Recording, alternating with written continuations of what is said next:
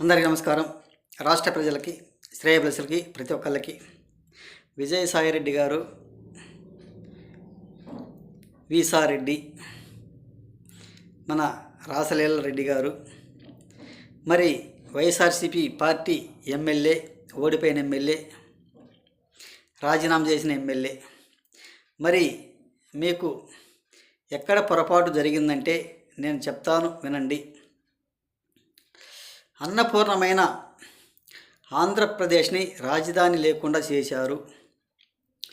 3 రాజధానులని ముచ్చట పెట్టారు. బాగా రౌడీయిజం చేశారు. ప్రతిపక్ష నాయకుల్ని, వాళ్ళ ఫ్యామిలీని అడ్డమైన వాళ్ళతో తిట్టించారు. పోలీస్ శాఖ వన్ సైడ్ చేశారు. రాజకీయ పండితుడిని 53 రోజులు జైల్లో పెట్టారు. భూ కబ్జాలు బాగా చేశారు. అమరావతి వాసుల్ని రథయాత్ర చేస్తే అడుగడుగున అడ్డుపడ్డారు. మరి జరిగిపోయిన 5 సంవత్సరాలు కుళ్ళు కుతంత్రాలతో నడిపించారు.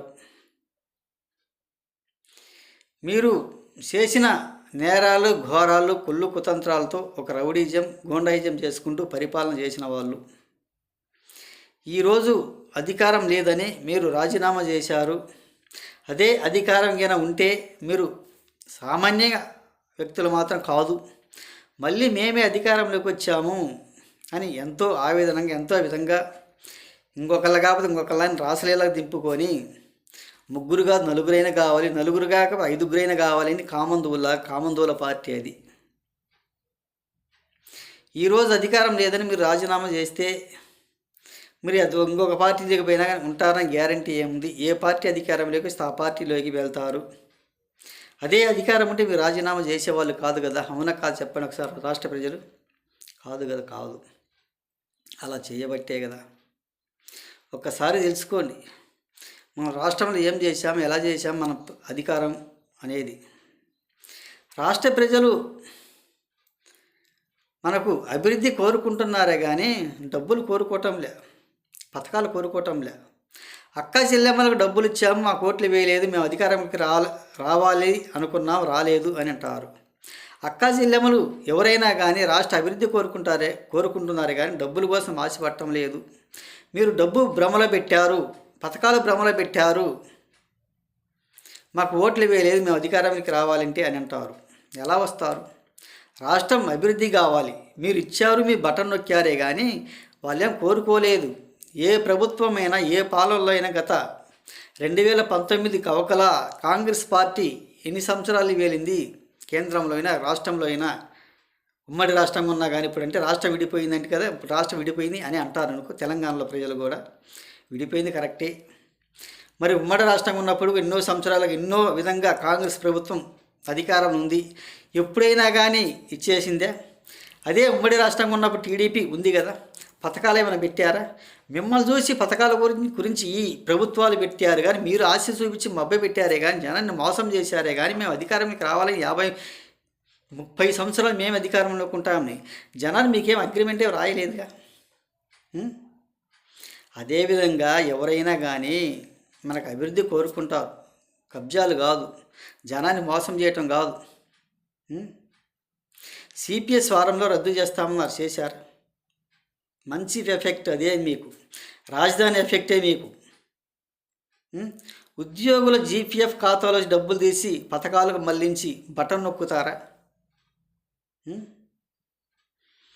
అలాంటి పనులు చేయబట్టే మనకు అధికారం లేకుండా రాష్ట్రాన్ని అడ్డంగా దోసుకొని అప్పులు పాలు చేసి మన రాష్ట్రాన్ని నిలువున ముంచేశారు మీరు రాజధాని లేకుండా. అందుకు మీకు ఆ విధంగా అయిపోయింది. ఇంకా చెప్పాలంటే చాలా చాలా కూడా ఉన్నాయి, చెప్పడానికి ఆస్కారం లేదు కదా. ఆ విధంగా చేశారు. ఎప్పుడైనా గత ప్రభుత్వాల్లో ఇటువంటి పథకాలు పెట్టలేదు, మీరు పెట్టారు. అప్పులు చేశారు.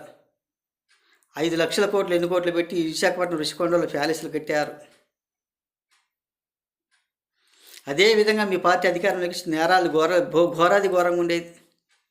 ఇప్పుడు పతనమై పోబట్టి ఎంతో జనాలు సంతోషంగా ఉన్నారు కానీ అలా చేశారు. ఇప్పుడు బీఆర్ఎస్ చంద్రశేఖరరావు సార్ గారు ఢిల్లీలో కూడా బీఆర్ఎస్ పార్టీ పెట్టి కేంద్రంలో నడిపిస్తున్నాడు కదా, ఆయన ఎందుకు పోటీ చేయలేకపోయాడు పాపం? ఆయన కూడా పోటీ చేసింటే బాగుండేది.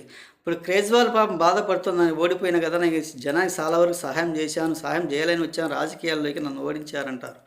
జనాలంటే కేజ్రీవాల్ సార్ గారు జనాలు మార్పు కోరుకున్నారు. ఒకసారి చూస్తారు, రెండోసారి వాళ్ళే తిరగబడతారు. ఎప్పుడు ఇదే పార్టీ ఎందుకు, ఇదే ప్రభుత్వం మనకొద్దు అని వాళ్ళే తిరగబడాలి. వాళ్ళే కోరుకున్నారు కాబట్టి. మనకై మనం 30 సంవత్సరాలు మనం అధికారం ఉండాలంటే మనం ఉండలేం కదా. జనాలు ఓటుతో బటన్ నొక్కుతారు, ఓటు వేస్తారు. అది జనాలు కోరుకునేది. జనాలు మార్పు కోరుకున్నారు అని ప్రియాంక గాంధీ కూడా ఆమె కూడా చెప్పింది అని చెప్పారు కాబట్టి సంతోషపడండి. ఇప్పుడు కాకపోతే జనాలని ఉండండి, జనాల్లో మాట్లాడండి, జనాలకి బాగా చేయండి, సహాయం చేయండి. మీకు ఓటు వేయలేదని ఒక కక్షపూరిత రాజకీయాలు చేయకుండా ఆంధ్రప్రదేశ్లో నా వెంట్రుకు కూడా బేకరు అని జగన్మోహన్ రెడ్డి గారు చెప్పినట్టు అలా చెప్పకుండా, శబ్దాలు చేయకుండా, మన నెల్లూరు అనిల్ కుమార్ యాదవ్ గారు తొడలు కొట్టి మీసాల మీద వచ్చినట్టు అలా చేయకుండా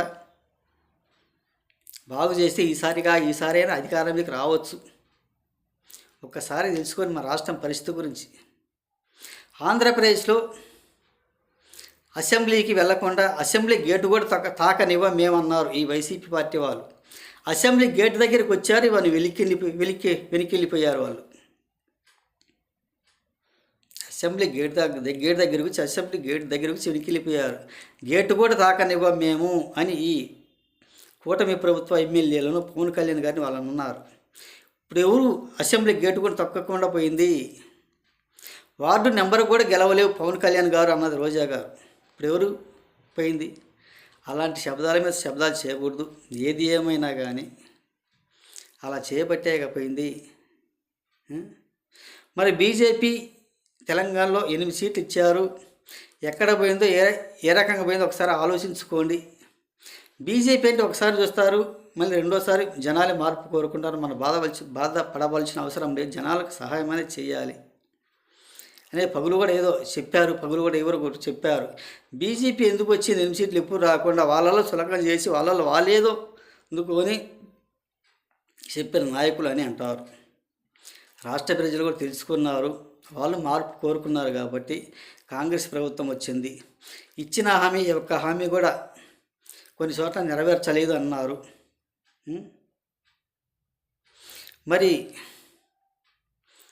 మహారాష్ట్రలో ఎన్నో కుళ్ళు కుతంత్రాలు జరుగుతున్నాయి. లోపల ఎన్నో జరుగుతున్నాయి, బయటికి మాత్రం రావటం లేదు. వాళ్ళే గొడవలు అవుతున్నాయి, పంతన కుదరటం లేదు. మారుతారు రాను సీఎంలు కూడా. అది ఉంటారో పోద్దో, మళ్ళీ ఎలక్షన్లు పెట్టుకుంటారో, ఏది ఏమైంది కూడా తెలియదు. మహారాష్ట్రలో ఇలా జరుగుతున్నాయి. ఏది ఏమైనా అటువంటి పొత్తులు ఉంటే ఎక్కడైనా అలాగే జరుగుతాయి. పుల్లలు పెడతారు, ఒకరికొకరు పోటీలు చెప్తారు, అది మామూలే. ఏది ఏమైనా సింగిల్గా పోటీ చేసేదే కానీ కూటమి కట్టుకుంటే ఎప్పటికైనా పక్క పార్టీలు పుల్లలు పెడుతుంటే పొడుస్తూనే ఉంటారు. అలాగే జరుగుతుంటాయి. ఒకసారి తెలుసుకోండి ఎవరు ఏదేమైనా కానీ. ఇప్పుడు కర్ణాటకలో కూడా అది కూడా బాగానే ఉంది. ప్రభుత్వం అన్ని హామీలు నెరవేర్చండి, రాష్ట్ర ప్రజలలో తిరగండి, ప్రజలు సహాయం చేయండి. ఈరోజు ఢిల్లీలో జరగలేదు, మనం బాధపడవలసిన అవసరం లేదు, అన్నీ నెరవేర్చండి. కొన్ని చోట్ల కూడా వరకు మాటలు మాట్లాడుతున్నారు బీజేపీ వాళ్ళు. మాటలు మాట్లాడటమే కానీ చేతులతో పనులు చేయటం లేదు అని అంటారు. ఒకసారి తెలుసుకొని వాళ్ళే తెలుసుకుంటారు రాష్ట్ర ప్రజలు ఎక్కడైనా కానీ.